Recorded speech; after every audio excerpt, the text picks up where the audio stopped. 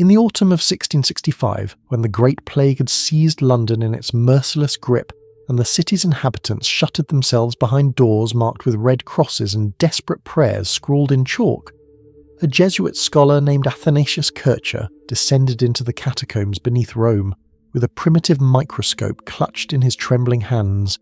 convinced that he was about to glimpse the face of divine punishment made manifest in the corrupted air itself. Kircher had spent decades pursuing what he called the seeds of pestilence, invisible particles that he believed transmitted disease through miasmatic exhalations, and though his observations would later prove fundamentally flawed, mistaking pollen, dust, and random debris for the agents of contagion, his conviction that something unseen was responsible for humanity's greatest scourges marked a philosophical rupture with centuries of received wisdom that attributed epidemics to planetary conjunctions, divine wrath, or the malevolent influence of comets trailing their poisonous tails across the heavens. The year before Kircher's descent into those Roman tunnels, Robert Hooke had published his Micrographia in England, a volume containing meticulous illustrations of fleas magnified to monstrous proportions, their armoured bodies rendered with such precision that aristocrats recoiled from the pages while simultaneously unable to look away, suddenly confronted with the reality that the world, writhing invisibly around them, possessed architecture and complexity beyond anything their unaided senses could detect. What Kircher and Hooke could not know, standing as they did on opposite sides of a chasm between medieval mysticism and emerging empiricism, was that the true agents of the plague, Yersinia pestis bacteria, carried in the guts of fleas that rode upon the backs of rats that scurried through the filth-choked streets of every European city, would remain beyond human vision for another 2 centuries, waiting for refinements in optical technology and theoretical frameworks that their age could barely imagine. The mystery of epidemic disease had haunted civilization since the first agricultural settlements pressed human bodies into proximity dense enough for pathogens to evolve their deadly strategies.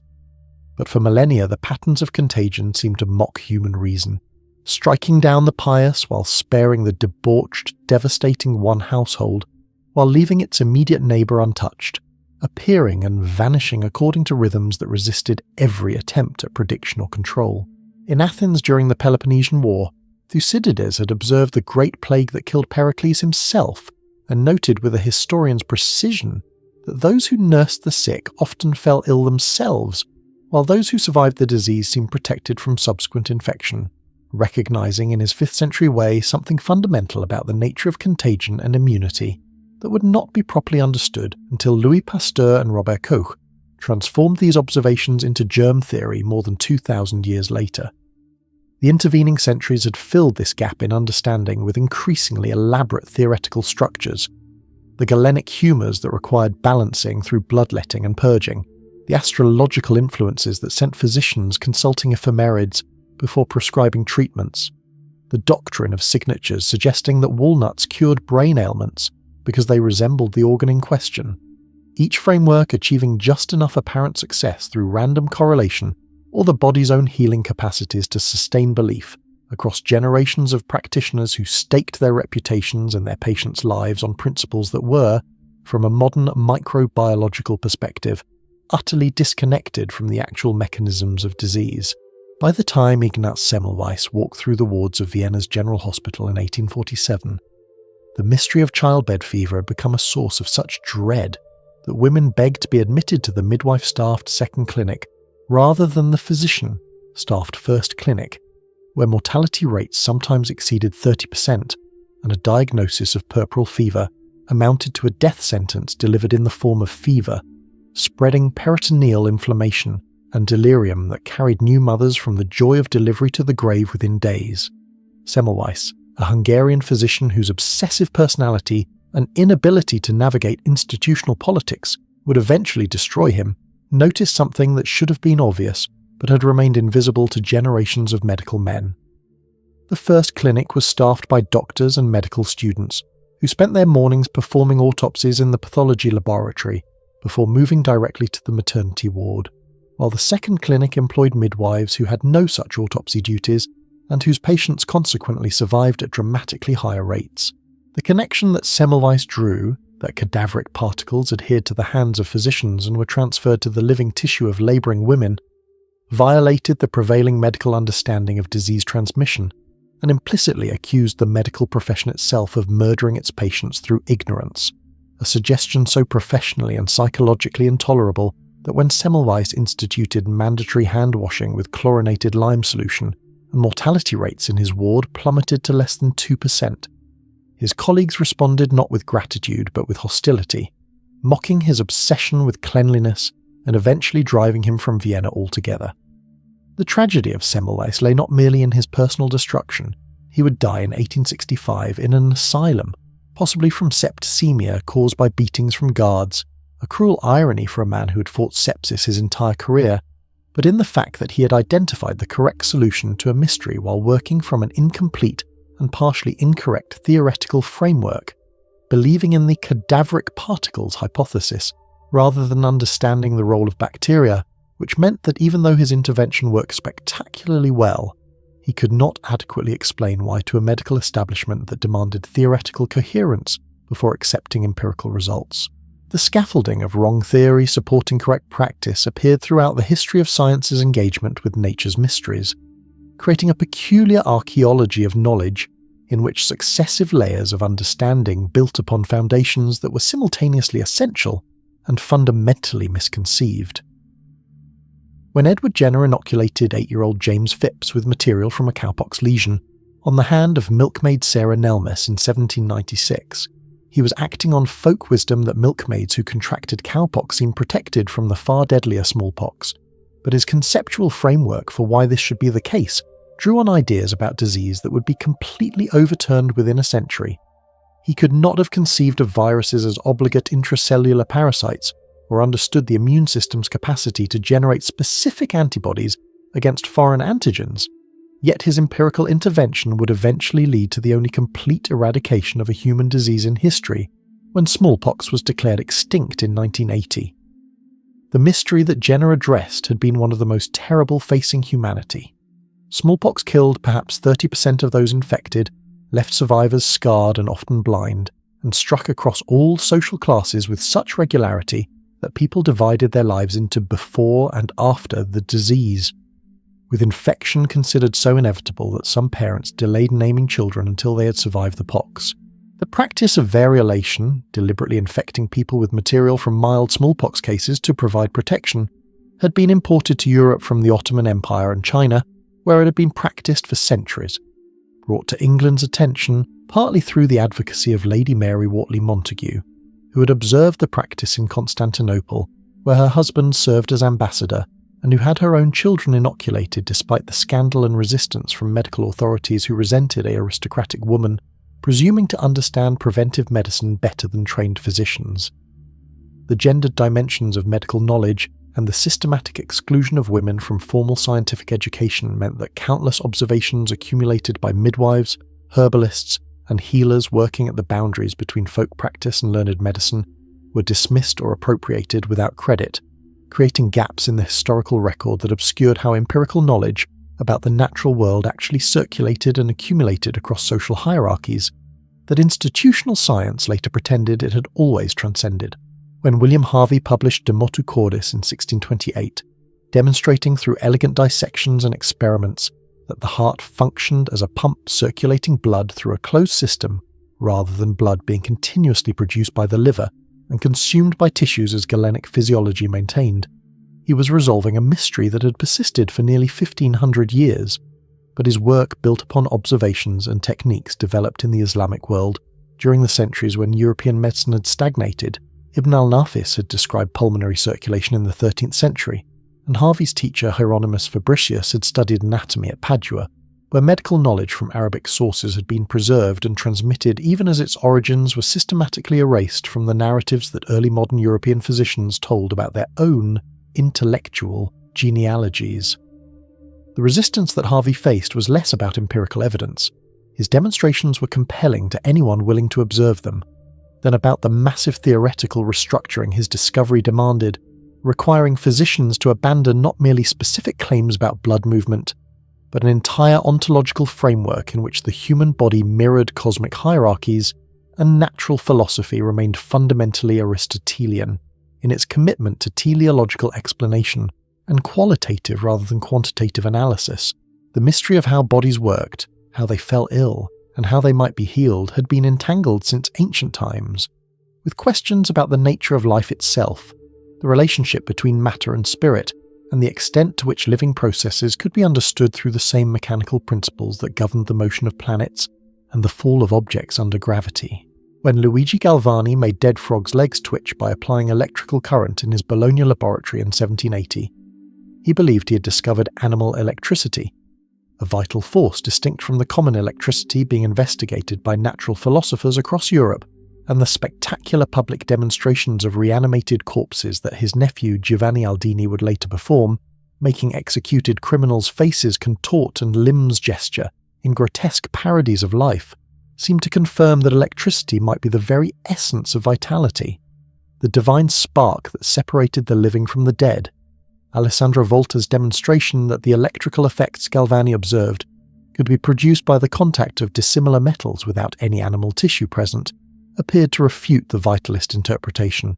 reducing the phenomenon to chemistry and physics. Yet the controversy between Galvanists and Voltists exposed a deeper anxiety about whether science was revealing that life was nothing but complex machinery,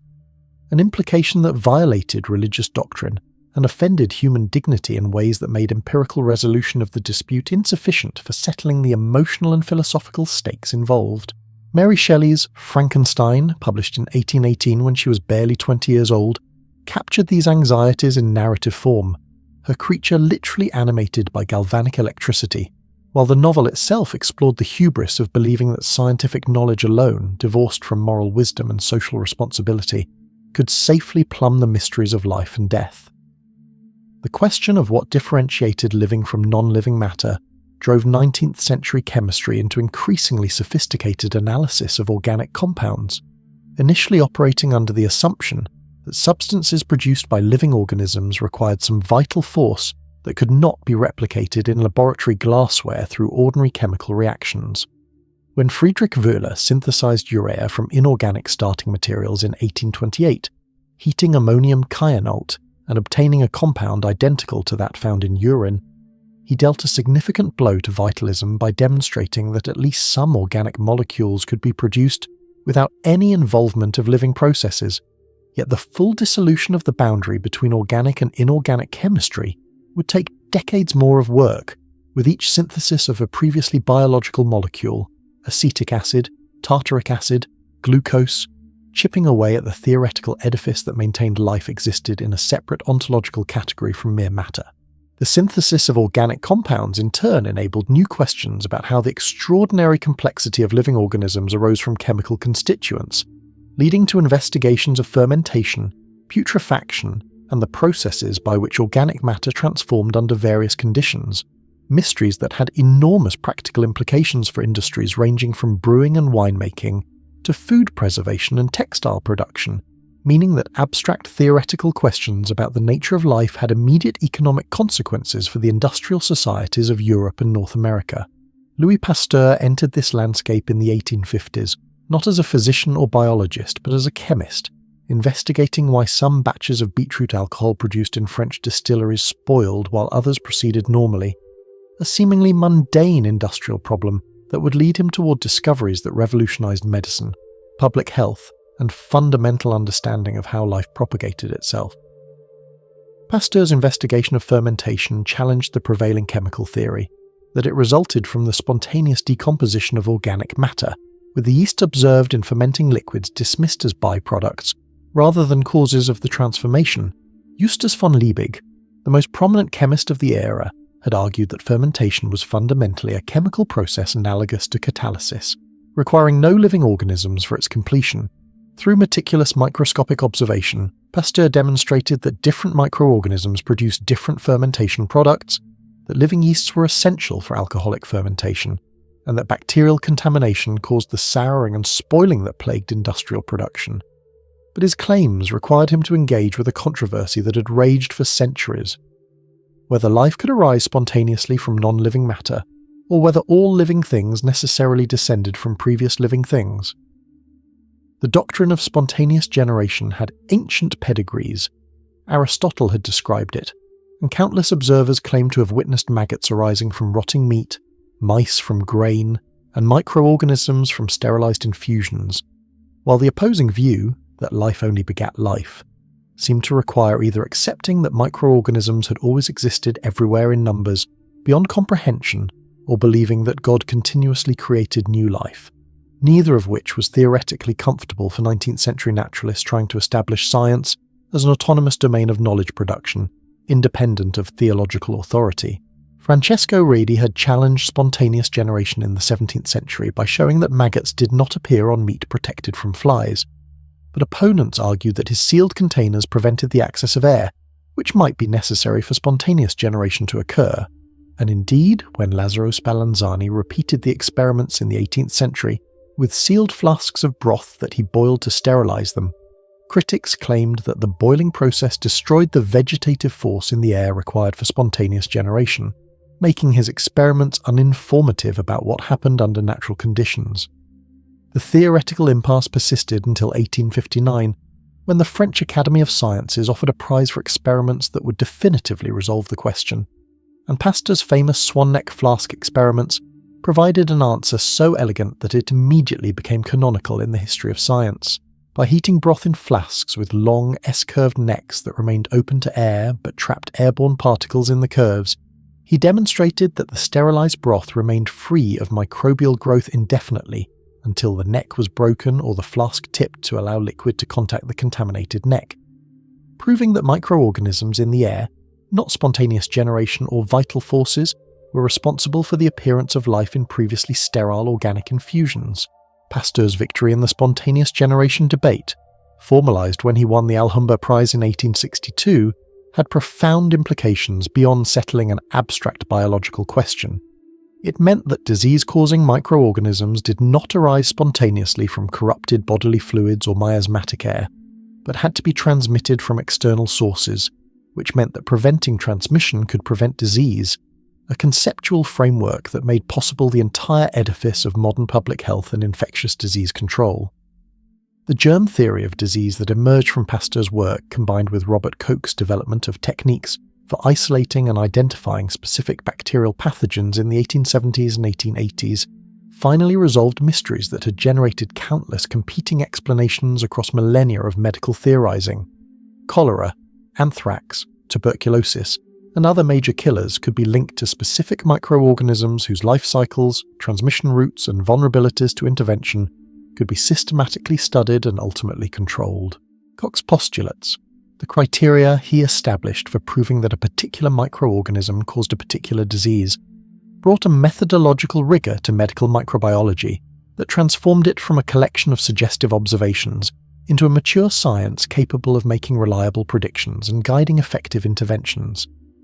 Yet the acceptance of germ theory faced resistance not merely from hidebound conservatives clinging to outdated ideas, but from thoughtful physicians and scientists who noted that the new theory could not yet explain why some people exposed to pathogens fell ill while others remained healthy,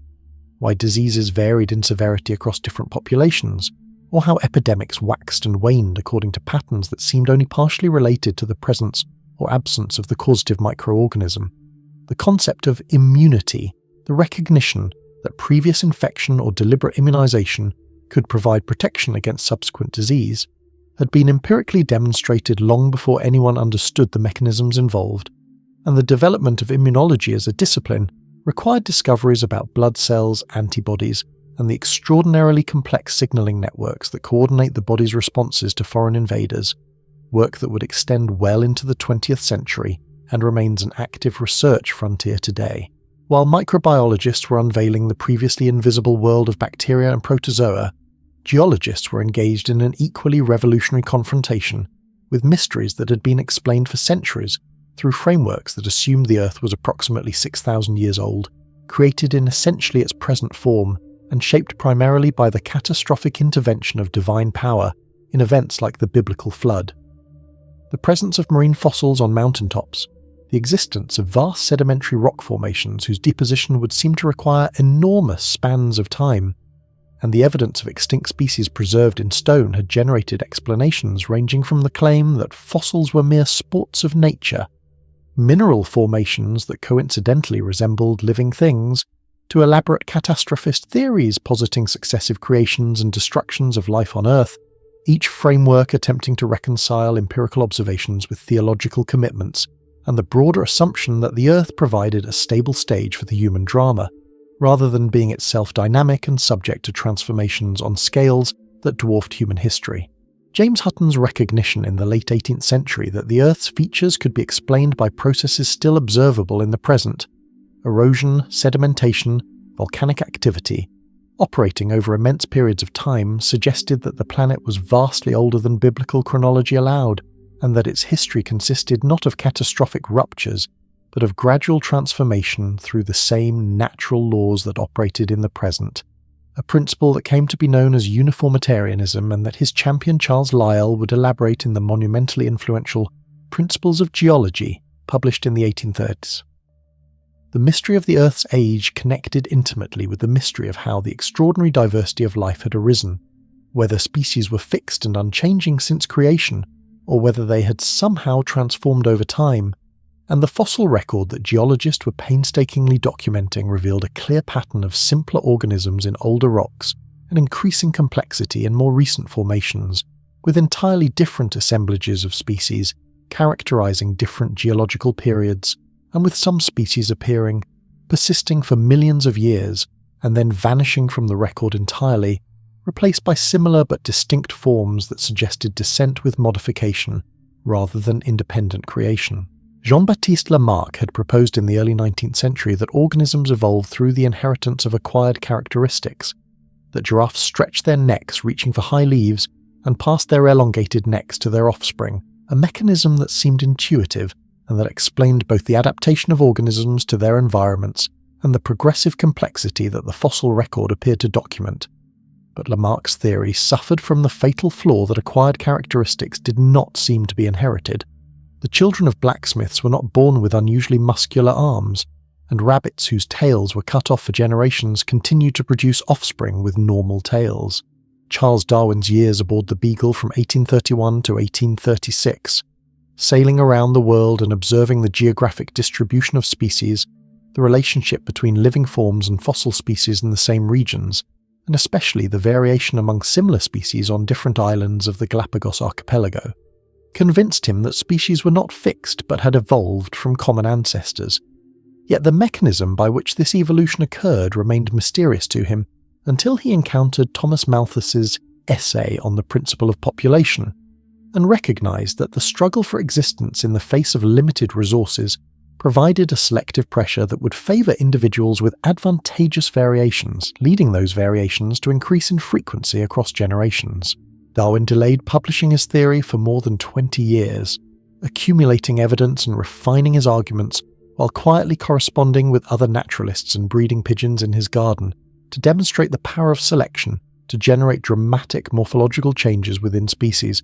But his hand was forced in 1858 when Alfred Russel Wallace sent him a manuscript outlining essentially the same theory of evolution by natural selection, arrived at independently while Wallace was collecting specimens in the Malay archipelago and suffering from a malarial fever that somehow clarified his thinking about species formation. The joint presentation of Darwin and Wallace's papers to the Linnean Society in 1858 went largely unremarked.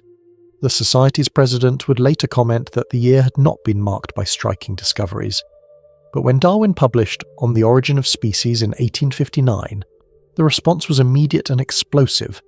not because the idea of evolution was entirely novel, but because Darwin had marshalled such overwhelming evidence for it,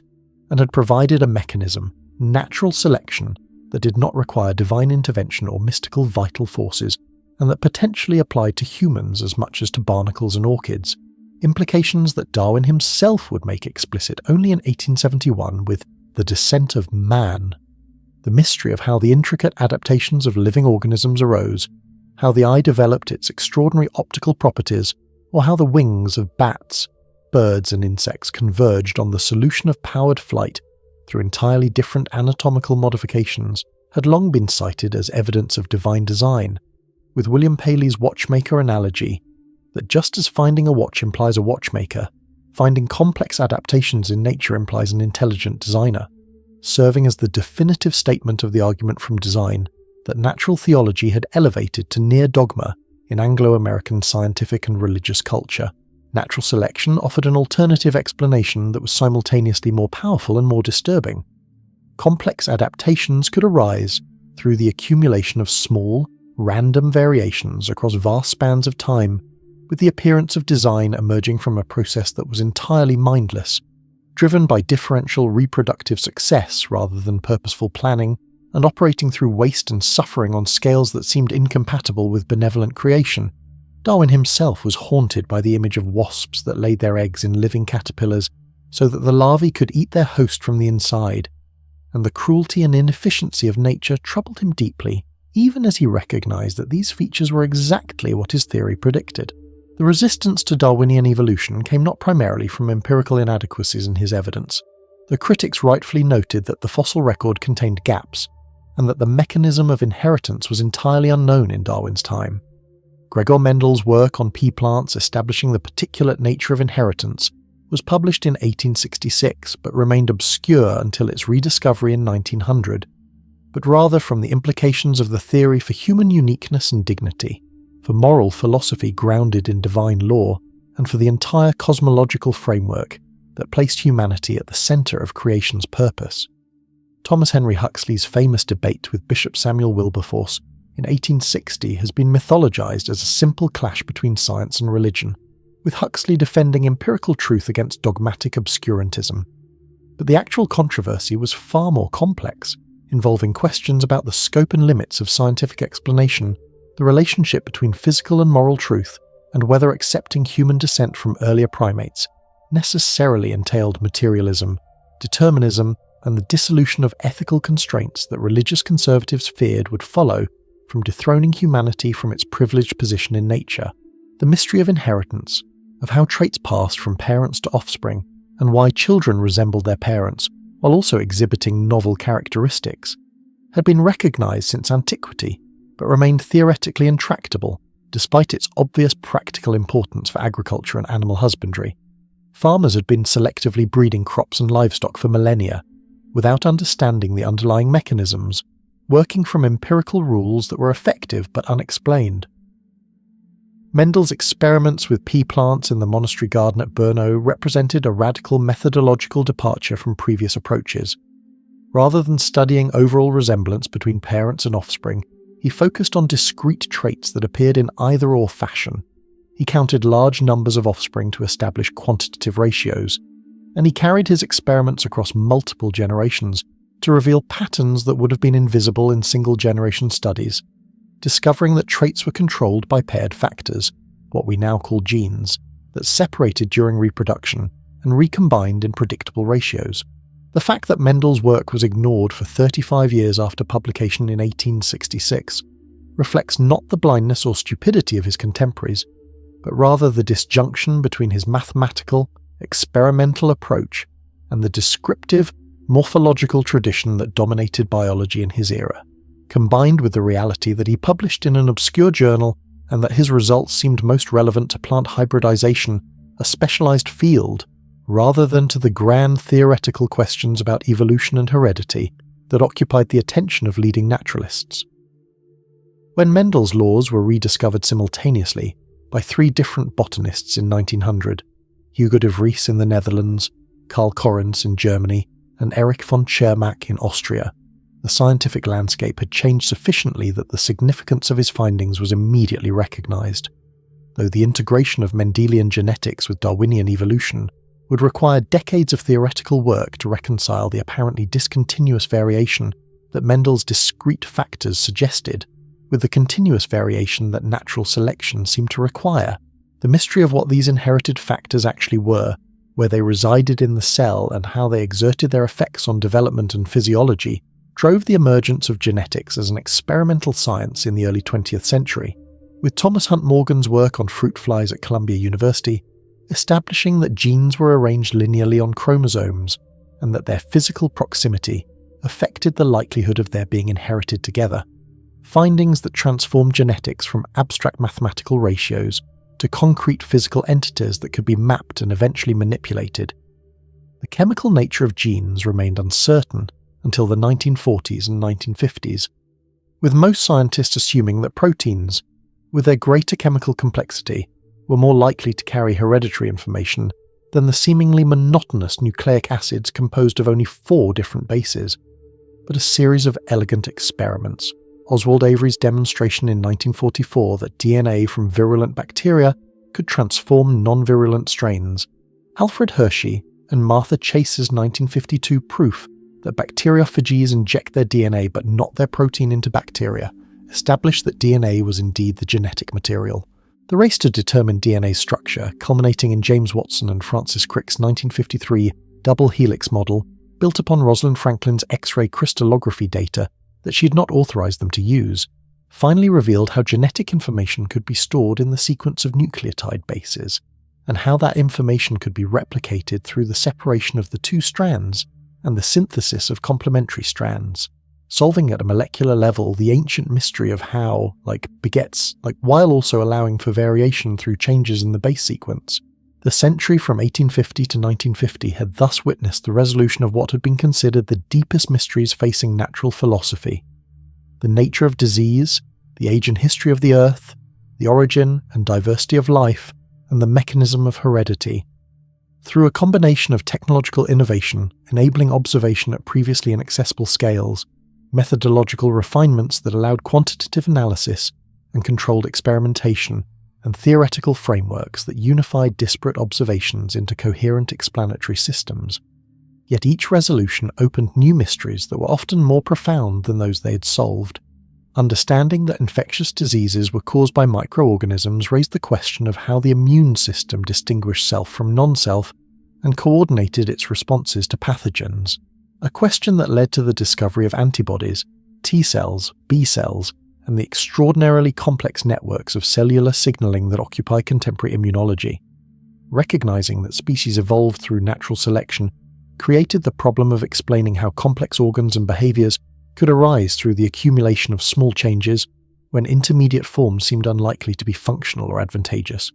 A question that continues to generate research into developmental biology, evolutionary developmental biology, and the genetic basis of morphological innovation. Determining that DNA-encoded genetic information demanded explanation of how that information was read out to produce proteins,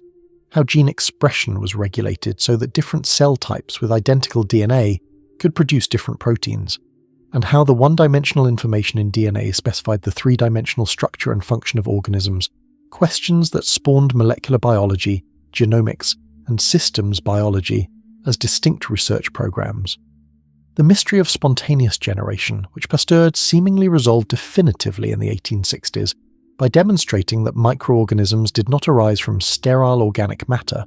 was in a sense reopened at a deeper level by the question of how life had originated on the early Earth. If life only comes from life, where did the first life come from, and how did the transition from chemistry to biology occur? Alexander Oparin's work in the 1920s, proposing that life emerged gradually through the formation of increasingly complex organic molecules in the reducing atmosphere of the early Earth, combined with JBS. Haldane's similar ideas developed independently suggested that what had seemed like an unbridgeable gulf between non-living chemistry and living biology might actually have been crossed through intermediate stages of molecular evolution, a hypothesis that gained experimental support when Stanley Miller and Harold Urey demonstrated in 1953 that sparking electricity through a mixture of gases thought to resemble the early Earth's atmosphere produced amino acids and other organic compounds relevant to life. The origin of life remained, and remains, one of the great unsolved problems in science, but it had been transformed from a mystery that seemed to require miraculous intervention into a problem that could be addressed through chemistry, geology, and evolutionary reasoning,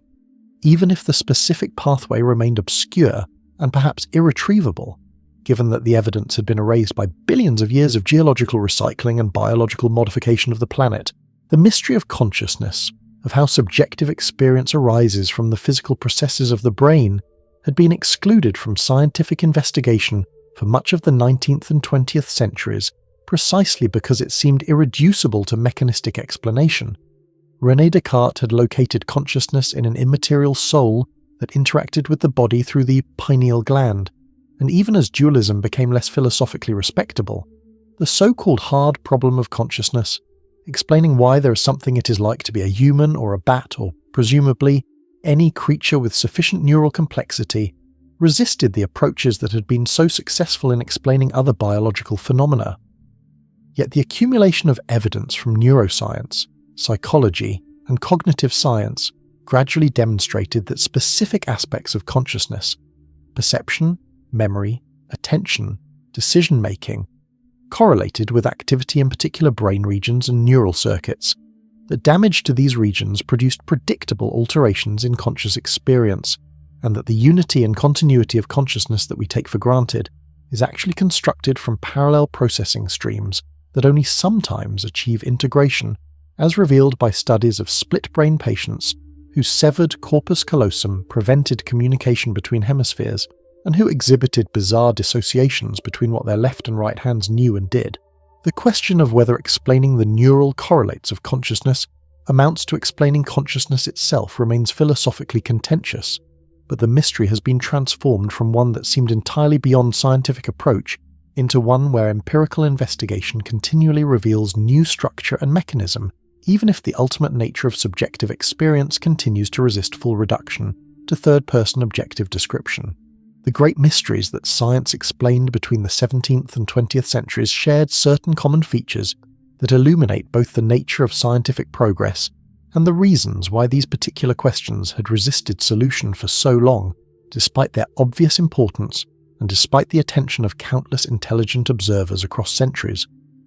First, their resolution typically required observing phenomena at scales either much larger or much smaller than unaided human perception could access. Bacteria causing disease, geological processes operating over millions of years, genes residing in chromosomes visible only under microscopes, molecular structures determining chemical properties, meaning that technological development had to reach certain thresholds before the relevant evidence could even be gathered. Second, solving these mysteries demanded conceptual frameworks that were often counterintuitive or that violated deeply held assumptions about the nature of reality, time, life, and humanity's place in the cosmos, creating resistance that was not merely ignorant conservatism but reasonable caution about abandoning functional paradigms for new ideas whose full implications were unclear and potentially threatening. Third, the mysteries had generated such elaborate theoretical scaffolding over centuries of attempted explanation that even when correct solutions emerged, they were often initially less comprehensive or explanatory than the wrong theories they challenged, requiring decades of subsequent work to match and exceed the explanatory scope of the frameworks they displaced. The miasma theory of disease, which attributed illness to bad air rising from rotting organic matter, had successfully guided public health interventions like improving sanitation and draining swamps that did in fact reduce disease incidence, not because miasmas caused disease, but because the interventions reduced mosquito populations and prevented contamination of water supplies with human waste, meaning that the theory was wrong in mechanism but often right in prescription, which made it difficult to dislodge even as germ theory accumulated supporting evidence. The caloric theory of heat, which treated heat as an invisible fluid that flowed from hot to cold bodies, had enabled accurate predictions about thermal phenomena and guided the development of thermodynamics in the early 19th century. And even though it was fundamentally misconceived, heat is not a substance but the kinetic energy of molecular motion. The theory remained useful for certain purposes, and the transition to the kinetic theory of heat required not merely rejecting caloric, but developing an entirely new understanding of matter as composed of invisibly small particles in constant motion, a conception that raised as many questions as it answered about the nature of matter, energy, and temperature. The phlogiston theory of combustion, which explained burning as the release of a fire element called phlogiston from combustible materials, had organized a vast body of chemical knowledge in the 18th century, and had made sense of why some substances like wood left mainly ash after burning. They had released their phlogiston, while metals gained weight when heated in air, explained as their absorbing phlogiston from the surrounding atmosphere, though this required accepting that phlogiston had negative weight, which should have been more troubling than it apparently was to the theory's defenders. Antoine Lavoisier's chemical revolution, demonstrating that combustion involved combination with oxygen from the air rather than release of phlogiston, required not merely observing that burning substances in closed containers consumed some portion of the air, and that the products weighed more than the original materials, but developing an entirely new conceptual vocabulary that distinguished elements from compounds, understood chemical reactions as rearrangements of conserved matter, and recognized that gases were as much material substances as solids and liquids, capable of entering into chemical combinations and contributing to weight. The overthrow of phlogiston theory is often presented as a simple triumph of correct observation over erroneous theory, but Lavoisier's oxygen chemistry initially struggled to explain phenomena like the reduction of metal oxides to pure metals, which phlogiston theory handled elegantly. Adding phlogiston to a calx produced the metal, whereas oxygen chemistry required the more complex explanation that carbon or hydrogen was removing oxygen from the metal oxide, and it took decades for the new chemistry to fully match and exceed the explanatory reach of the theory it replaced. The pattern repeated across scientific revolutions. Copernican heliocentrism was initially less accurate in predicting planetary positions than the Ptolemaic geocentric system with its elaborately adjusted epicycles and equants, and only with Kepler's elliptical orbits and Newton's gravitational theory did the heliocentric model achieve clear predictive superiority. Darwinian evolution lacked a viable mechanism of inheritance throughout the 19th century. Darwin's own theory of pangenesis, proposing that particles from all parts of the body contributed to reproduction, was entirely wrong, and the integration of genetics with evolution required the modern synthesis of the 1930s and 1940s, nearly a century after the origin of species. Atomic theory and chemistry successfully explained the laws of definite and multiple proportions and guided the development of the periodic table decades before anyone had direct evidence that atoms existed as physical entities rather than merely useful fictions for organizing chemical knowledge, and the resistance of some prominent scientists like Ernst Mach to accepting atomic reality persisted until Einstein's 1905 explanation of Brownian motion and Jean Perrin's subsequent experimental confirmation finally made atomic skepticism untenable.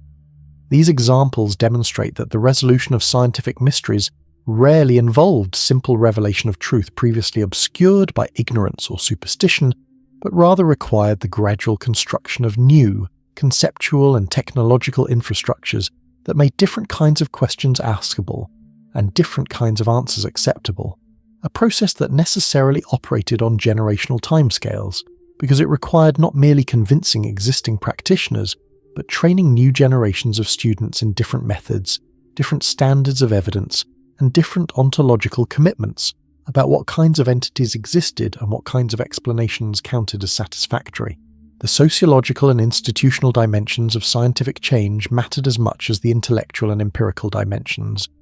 Louis Pasteur's success in establishing germ theory depended not only on his experimental demonstrations, but on his ability to forge alliances with physicians, public health officials, and industrial interests who saw practical value in his microbiology, on his skillful manipulation of public opinion through dramatic demonstrations like his anthrax vaccination trial at Pouilly-le-Fort in 1881,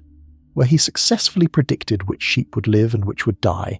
and on his strategic positioning of himself as both fundamental researcher and applied scientist, basic theorist, and practical problem solver, which allowed him to accumulate resources, students, and institutional power that his scientifically rigorous but politically inept predecessor Semmelweis had never achieved.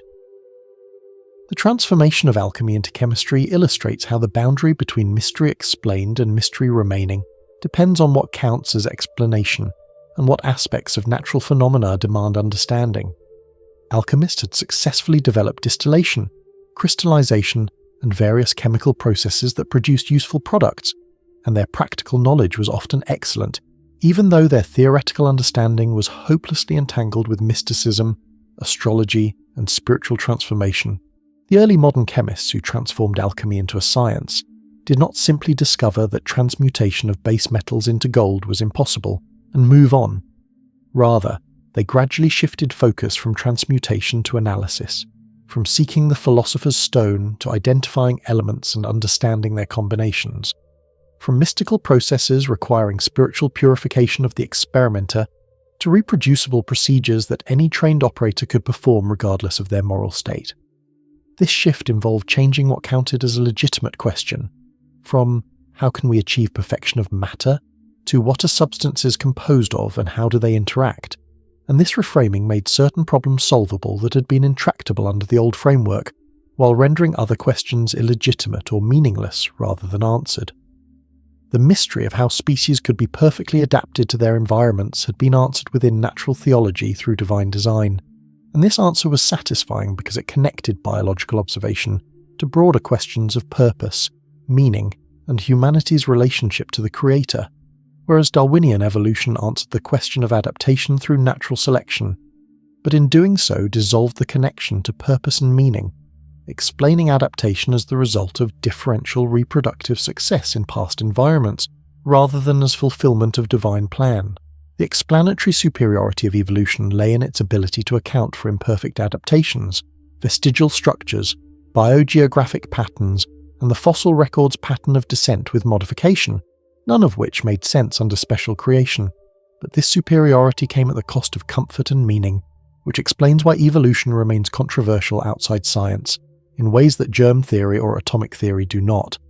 Accepting that bacteria cause disease or that matter is composed of atoms requires no revision of one's understanding of human significance,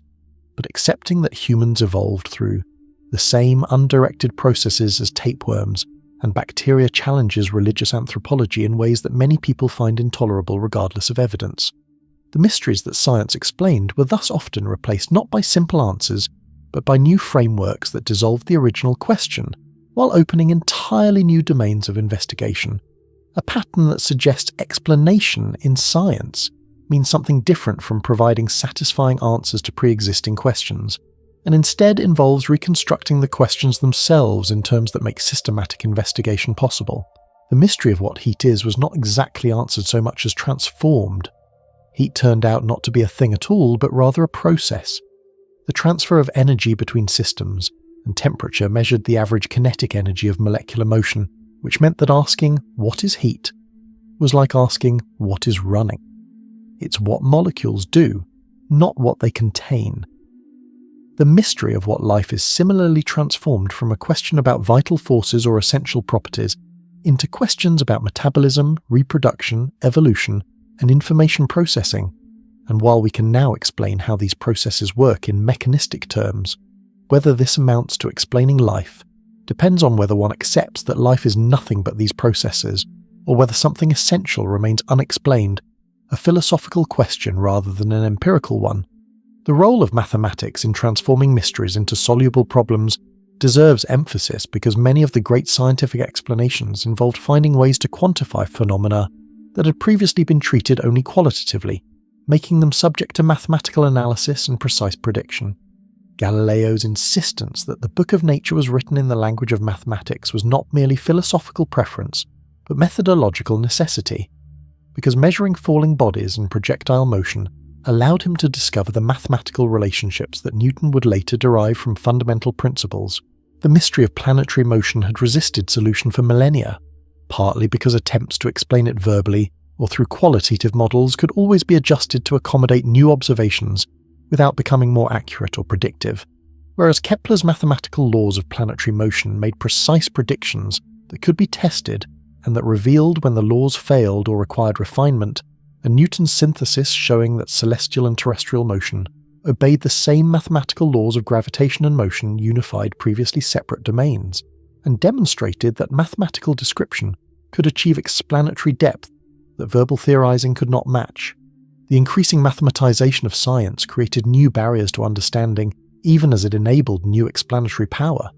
The general public could grasp miasma theory, or phlogiston, or even natural selection in broad outline, but quantum mechanics and general relativity resist verbal summary in ways that make their explanatory achievements inaccessible to non-specialists, creating a situation where the best scientific explanations of certain mysteries are literally incomprehensible to most people, and must be accepted on authority rather than understood directly. This has implications for the cultural meaning of scientific explanation that were absent when natural philosophy remained accessible to educated lay people.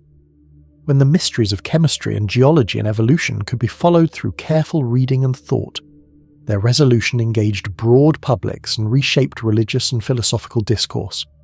But when the mysteries of quantum mechanics and cosmology require mathematical sophistication that decades of study might not achieve,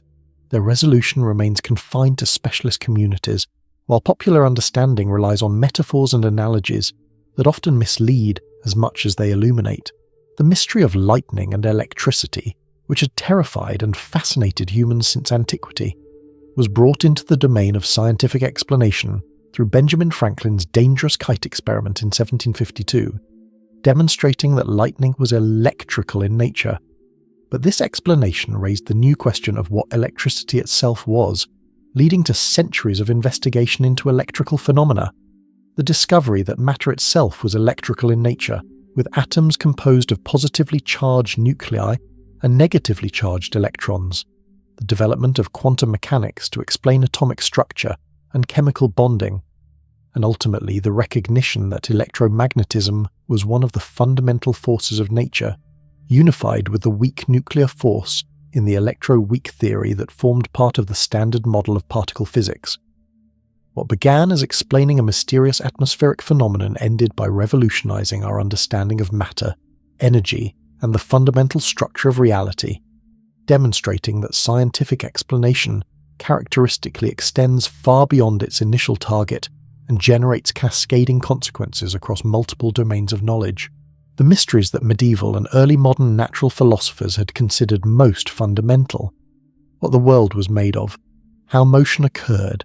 what life was, why disease struck, where species came from, have been explained in the sense that we now have detailed, empirically grounded, mathematically precise and enormously powerful theoretical frameworks that account for the phenomena in question,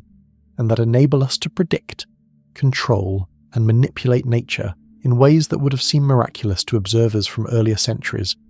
Yet these explanations have not exhausted mystery but rather relocated it. We no longer wonder why bread molds or where moths come from, understanding these in terms of fungal spores and insect eggs. But we do wonder how consciousness arises from neural activity, how something rather than nothing exists, why the fundamental constants of physics have the values they do, and whether our universe is unique or one among countless others in a multiverse. The pattern suggests that scientific explanation operates by trading vast, vague mysteries for more specific, tractable problems, gradually filling in the detailed mechanisms connecting different levels of description, while potentially leaving untouched or even deepening the most fundamental questions about existence, meaning, and purpose.